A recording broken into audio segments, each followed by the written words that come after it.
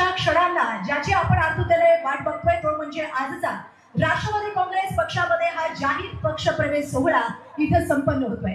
सन्मान्य नामदार अजितदादा पवार साहेब, सन्मान्य तटकरे साहेब आणि मंचावरती उपस्थित असलेल्या मान्यवरांच्या शुभ हस्ते या सगळ्या राष्ट्रवादी काँग्रेस पक्षामध्ये प्रवेश करणाऱ्या मान्यवरांचा सन्मान होतोय। सुरुवातीला मी आमंत्रित करते या लढतीचे ऋषितुल्य असं नेतृत्व आदरणीय भास्कररावजी पाटील खतगावकर साहेब, चेअरमन नांदेड जिल्हा मध्यवर्ती सहकारी बँक, चेअरमन दुसरा सहकारी सुतगिरी खानापूर, चेअरमन गोदावरी बराड चॅरिटेबल ट्रस्ट शंकरनगर, माजी गृहराज्यमंत्री तथा माजी खासदार नांदेड सन्मान्य भास्करराव पाटील खतगावकर साहेब, जोरदार टाळ्यांच्या गजरात हजारोच्या समर्थकांच्या समवेत राष्ट्रवादी काँग्रेस पक्षात प्रवेश करतात। त्यांचे आमदार माजी सन्मान्य ओम प्रकाश साहेब यांचा सन्मान होतोय। यानंतर माजी वरिष्ठ उपाध्यक्ष काँग्रेस कमिटी, माजी सदस्य जिल्हा नियोजन समिती नांदेड, माजी जिल्हा परिषद सदस्य नांदेड डॉक्टर विनंतन निरंजन पाटील खतगावकर यांचाही पक्ष प्रवेश सोहळा संपन्न होतोय।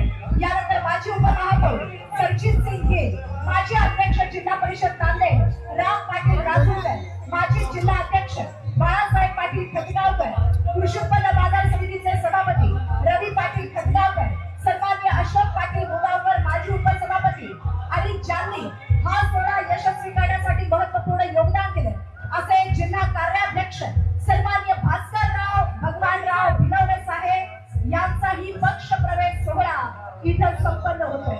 याचबरोबर श्री राजू गंजीपुरे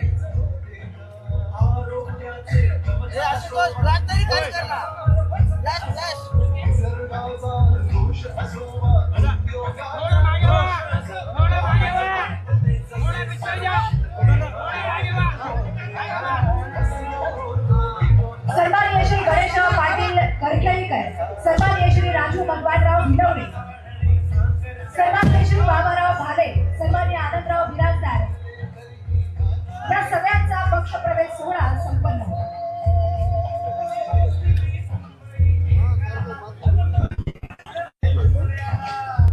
सन्मान्य नामदार अजितदादा पवार, जो पहाड़ों से टकराए उसे तूफान कहते हैं और जो तूफानों से टकराए उसे अजितदादा पवार कहते हैं। जोरदार टाळ्यांच्या गजरात आपण स्वागत करूया। बोला एक माता,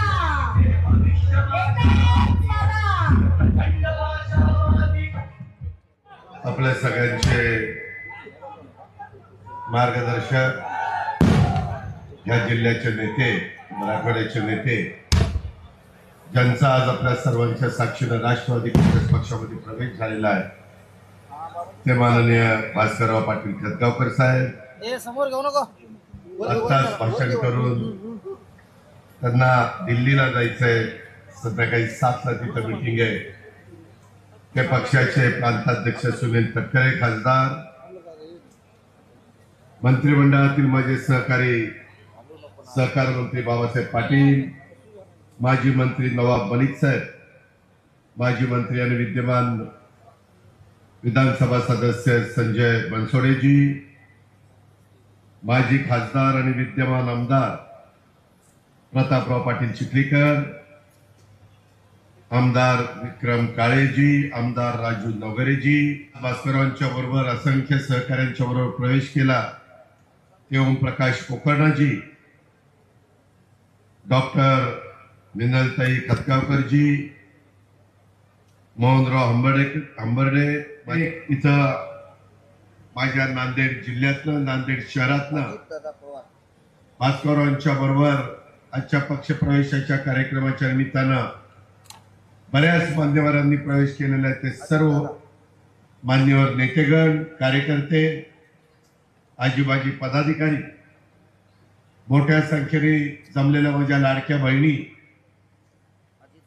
माझे शेतकरी बंधू, माझे प्रतिष्ठित नागरिक, पत्रकार मित्र, इलेक्ट्रॉनिक प्रिंट मीडियाचे सगळे माझे सहकारी, संघटनेमध्ये काम करणारे सर्व सन्माननीय पदाधिकारी आणि माझ्या तरुण मित्रांनो, वेळ बराच झालेला आहे जी मला जाणीव आहे। उन्हाची तीव्रता आहे, उन्हाचा चटका जाणवायला लागलेला आहे, पण ज्या प्रचंड संख्येने आमच्या महिला लाडक्या बहिणी इथं उपस्थित आहेत, त्यांना आणि माझ्या शेतकरी बांधवांना मी मनापासून धन्यवाद देतो, मनापासून आभार मानतो. आपल्या सर्वांचा आराध्य दैवत युगपुरुष छत्रपती शिवाजी महाराज, स्वराज्य रक्षक छत्रपती संभाजी महाराज, स्वराज्य जननी जिजाऊ माँसाहेब, छत्रपती राजर्षी शाहू महाराज, क्रांती सूर्य महात्मा ज्योतिराव फुले, महामानव डॉक्टर बाबासाहेब आंबेडकर, पुण्यश्लोक अहिल्यादेवी होळकर, क्रांती ज्योती सावित्रीबाई फुले, त्याचबरोबर अण्णाभाऊ साठे, या सर्व महामानवांना, मौलाना आझाद, या सर्वांना मी अभिवादन करतो.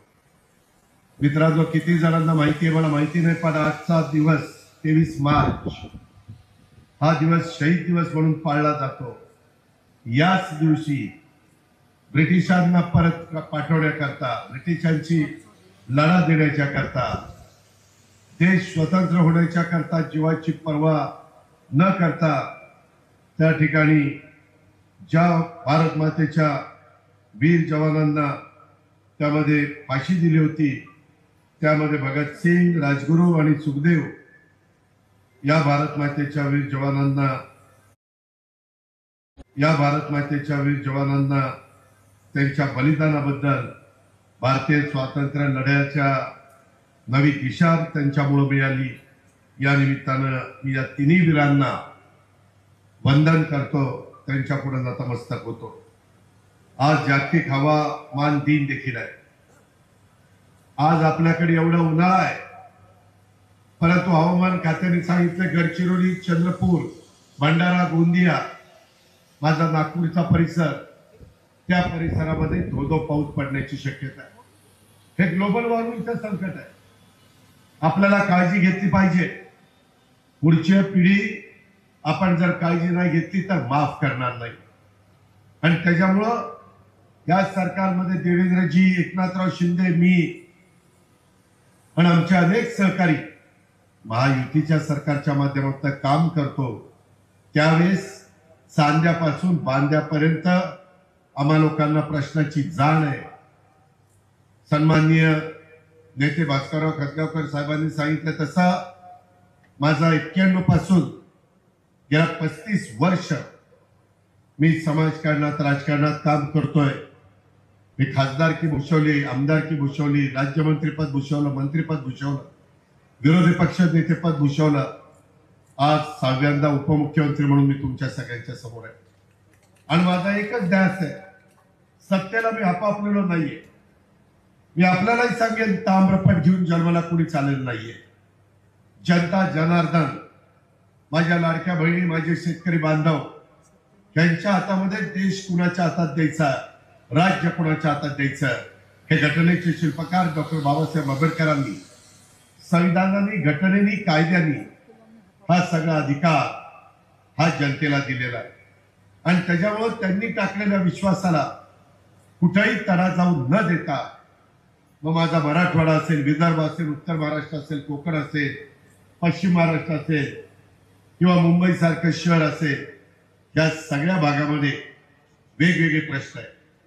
आज देखील इथं बोलत असताना नांदेडच्या या ऐतिहासिक आणि धार्मिक वारसा लाभलेल्या त्या माझ्या साधू संतांच्या पवित्र भूमीमध्ये, मराठवाडा म्हणजे काय, साधू संतांची भूमी म्हणून ओळखली जाते, सगळ्यांनी प्रवेश केलेला आहे. आणि त्यांचं स्वागत करण्याच्या करता माझं अजून अधिवेशन संपलं नाही. उद्या, परवा 13 संविधानाच्या बद्दलची चर्चा तिथं होणार आहे. उद्या कदाचित अंतिम आठवडा प्रस्ताव चर्चेला येईल. पण मी प्रतापराव चिखलीकरांना आणि भास्करराव पाटील खतगावकरांना, मिनलताईंना, कोकणनाथ साहेबांना, या सगळ्यांना शब्द दिलेला होता. ज्यावेळेस मोहनरावांच्या पक्षप्रवेशाच्या निमित्तानं आणि इतर कार्यकर्त्यांच्या पक्षप्रवेशाच्या निमित्तानं आलो असताना त्याही वेळेस सांगितलं की मी परत येईल.